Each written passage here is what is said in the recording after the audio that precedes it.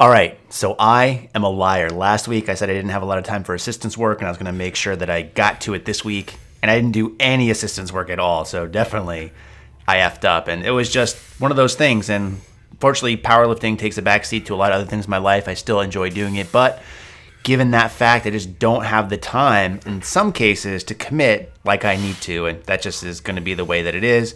But again, being the fact that I was able to get all my main work in, that was the main thing that I was concerned with. So here you're seeing the top set of squats, which is 225 for a set of like 4 or 5. I don't recall off the top of my head. But this was after doing 3 sets of 5 with 205 kilograms, and I thought it moved really well.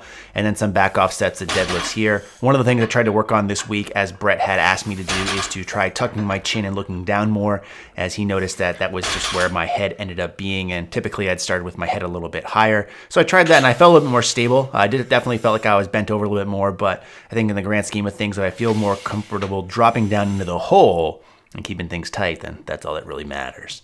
Moving on to the bench day, day 2. Top set of bench at RPE 8 for a set of 5 here. So I did 3 sets of 5. A little bit out of focus, that's all right. 125 kilos.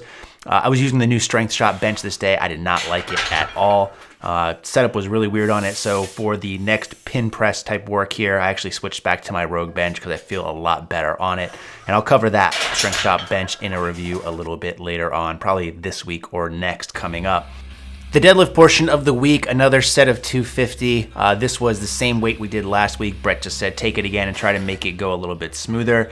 Again, I was feeling really beat up from having put together that rack, moving some other things around, and that's no excuse really. I didn't really feel great about this at the time. I made a video this particular day, which you can see, about squatting in that short rack, and I talked about how I thought this moved slow. And again, looking at it now, it looks a little bit better, but I still think I have some room for improvement, especially when my body's feeling good. And then did a couple sets of 6 afterwards for beltless squats with 175. These felt really good, moved really good. Again, here you can really see that trying to keep my head down, my chin tucked, which makes me look leaning a little bit forward. But again, everything felt really good. And again, considering this is beltless, I'm really happy with how these went.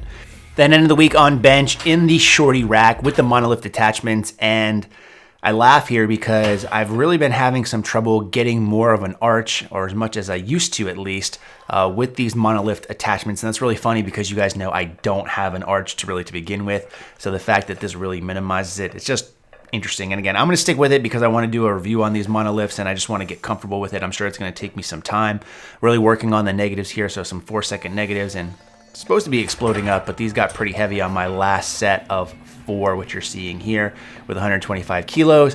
Then did some volume work, so 3 sets of 8 working up to an RPE 10, which you're seeing right here, which is 117.5 kilos before I did a load drop. But overall, the week went well, feeling pretty good despite the fact I wasn't able to get a ton of assistance work in, and I'm hoping that I'm able to get to it next week. In the meantime, as always, thanks for watching and stay big.